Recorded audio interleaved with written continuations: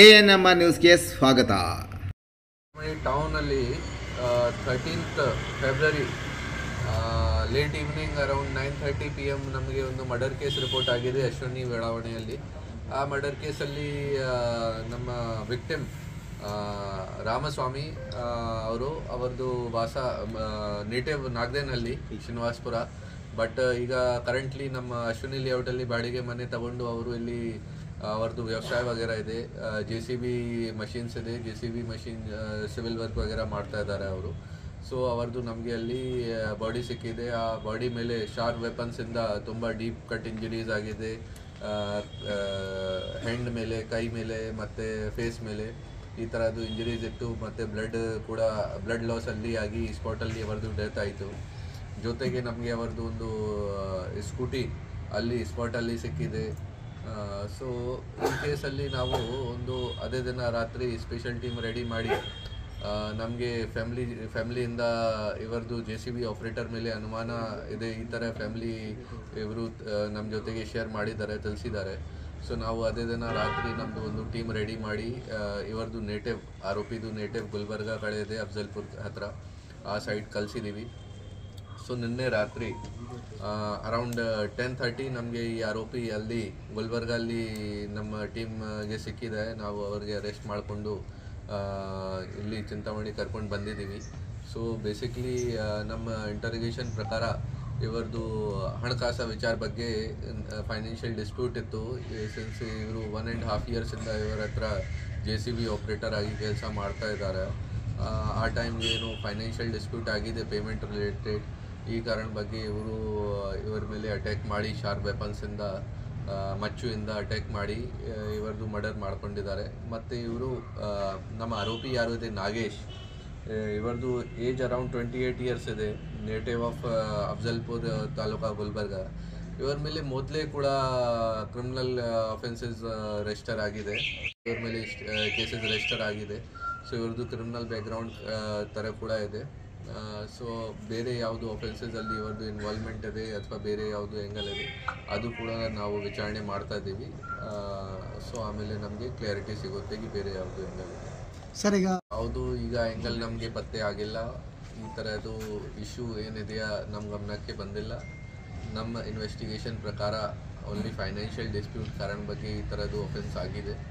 But ಈ ಥರ ನಾವು ಫ್ಯಾಮಿಲಿ ಜೊತೆ ಮಾತಾಡ್ತೀವಿ, ಈ ಥರದ್ದು ಯಾವುದು ನಮ್ಮ ಗಮನಕ್ಕೆ ಬರುತ್ತೆ ಡೆಫಿನೆಟ್ಲಿ ಅದನ್ನು ಕೂಡ ಪರ್ಸ್ಯೂ ಮಾಡ್ತೀವಿ.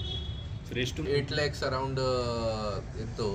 ಬೇಸಿಕ್ಲಿ ಇವರು 1.5 yearsಯಿಂದ ಇವರ ಹತ್ರ ಕೆಲಸ ಮಾಡ್ತಾರೆ. ಸೊ ಇವರಿಗೆ ಪ್ರತಿದಿನ 1,000 ಈ ಥರದ್ದು ಸ್ಯಾಲ್ರಿ ಇತ್ತು.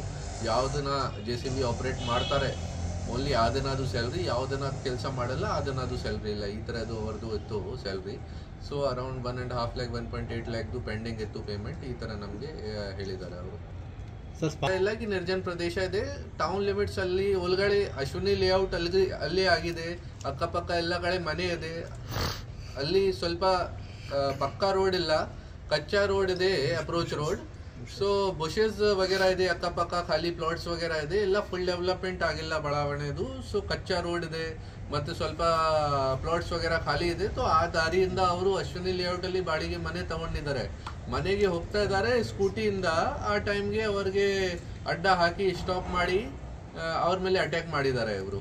ಸೊ ಅದೇ ಲೋಕಲಿಂದ ಕೂಡ ಯಾವ ಜಾಗ ಈ ಇನ್ಸಿಡೆಂಟ್ ಆಗಿದೆ ಆ ಜಾಗೆಯಲ್ಲಿ ಕೂಡ ನಾವು ನೇಬರ್ಸ್ ಜೊತೆಗೆ ಯಾರ್ದು ಮನೆ ಇದೆ ಅಕ್ಕಪಕ್ಕ ಅವ್ರ ಜೊತೆ ಮಾತಾಡಿದ್ದೀವಿ. ಅವ್ರಿಗೆ ಒಬ್ಬರು ಜನ ಒಪ್ಕೊಂಡಿದ್ದಾರೆ ಕಿ ನನಗೆ ಇದು ಸ್ವಲ್ಪ ಸೌಂಡ್ ಬಂತು, ಈ ಥರ ಏನಾದರೂ ಆಗಿದೆ. ಅವರು ಹೊರಗಡೆ ಬಂದು ಫಸ್ಟ್ ಅವರೇ ಪೊಲೀಸ್ಗೆ ಇನ್ಫಾರ್ಮ್ ಮಾಡಿದ್ದಾರೆ. ಸರ್ ಈ ಹಿಂದೆ ಏನೂ ಇಲ್ಲ. ಬೇಸಿಕಲಿ ನಮ್ಮ ಇಂಟರ್ಗೇಷನ್ ಪ್ರಕಾರ ಈಗ ನನಗೆ ಓನ್ಲಿ ಫೈನಾನ್ಷಿಯಲ್ ಡಿಸ್ಪ್ಯೂಟ್ ಆ್ಯಂಗಲ್ ಸಿಕ್ಕಿದೆ. ಸರ್ ಈ ಹಿಂದೆ ಗಲಾಟೆ ಹತ್ರ ಕೆಲಸ ಮಾಡ್ತಾ ಇದ್ದಾರೆ 1.5 yearsಯಿಂದ. JCB ಅವರದು ಇದೆ, ನಮ್ಮ ಡಿಸೀಸ್ದು. ಇವರು JCB ಆಪ್ರೇಟರ್ ಆಗಿ ಕೆಲಸ ಮಾಡ್ತಾ ಇದ್ದಾರೆ. ಸೊ ಅವರದು ಏನು ಎಂಪ್ಲಾಯರ್ದು ರಿಲೇಷನ್ಶಿಪ್ ಏನಿದೆಯಾ ಅದು ಅವರು ಈ ಥರದ್ದು ಮಾಡ್ತಾ ಇದ್ದಾರೆ. ಬಟ್ ಆ ವಿಚಾರ ಅದೇ ಟೈಮಲ್ಲಿ ಏನು ಗಲಾಟೆ ವಗೇರ ಆಗಿದೆ ಅದು ಡೆಫಿನೆಟ್ಲಿ ನಾವು ಚೆಕ್ ಮಾಡ್ತೀವಿ. ಸರ್ ಹಿಂದೆನೇ ಅವರು ಡಿಸ್ಪ್ಯೂಟ್ ಲಾಂಗ್ ಇಶ್ಯೂ ಇದೆ, ಲಾಂಗ್ ಪೆಂಡಿಂಗ್ ಇಶ್ಯೂ ಇದೆ. ಈ ಥರ ಎಲ್ಲ ನಿನ್ನೆ ಹಣ ಕೇಳಿದಾರೆ ಅವರು ಕೊಡ್ಲಿಲ್ಲ, ಈ ಕಾರಣ ಬಗ್ಗೆ ಮಾಡಿದ್ದಾರೆ ಅವರು. ಈ ಥರ ಎಲ್ಲ ಮೊದಲಿಂದ 1.5 yearsಯಿಂದ ಕೆಲಸ ಮಾಡ್ತಾ ಇದ್ದಾರೆ ಅವರ ಜೊತೆಗೆ. ಸೊ ಪೇಮೆಂಟ್ಸ್ ವಗೇರಾ ಪೆಂಡಿಂಗ್ ಇತ್ತು. ಮೇ ಬಿ ಆ ವಿಚಾರ ಬಗ್ಗೆ ಅವರು ಕೇಳಿದ್ದಾರೆ ಅವರಿಗೆ ಕಿ ಪೇಮೆಂಟ್ ಪೆಂಡಿಂಗ್ ಇದೆ, ಅದು ಕೊಡಬೇಕು. ಸೊ ಆ ವಿಚಾರ ಬಗ್ಗೆ ಇವರದು ಏನು ಅಲ್ಟರ್ಗೇಷನ್ ಸ್ಟಾರ್ಟ್ ಆಗಿದೆ, ಅದನ್ನು ಇನ್ ದ ಎಂಡಿಂಗ್ ಈ ಥರ ಅವರು ದುಡ್ಡು ಕೊಡಲ್ಲ, ಅವರಿಗೆ ಸ್ಯಾಲ್ರಿ ಕೊಡಲ್ಲ, ಈ ಕಾರಣ ಬಗ್ಗೆ ಈ ಥರ ಇನ್ಸಿಡೆಂಟ್ ಆಗಿದೆ. ಕರ್ಕೊಂಡು ಬಂದಿದ್ದಾರೆ. ಸೊ ಅದೇ ದಿನ ನಮಗೆ ಲೇಟ್ ನೈಟ್ ಯಾವಾಗ ಈ ಇನ್ಸಿಡೆಂಟ್ ರಿಪೋರ್ಟ್ ಆಯಿತು, ನಾವು ಎಲ್ಲ ಮಾಹಿತಿ ಕಲೆಕ್ಟ್ ಮಾಡಿ ಅದೇ ದಿನ ರಾತ್ರಿ ನಮ್ಮ ಟೀಮ್ಗೆ ನಾವು ಅವರದು ನೇಟಿವ್ ಪ್ಲೇಸ್ಗೆ ಕಳಿಸಿದ್ದೀವಿ.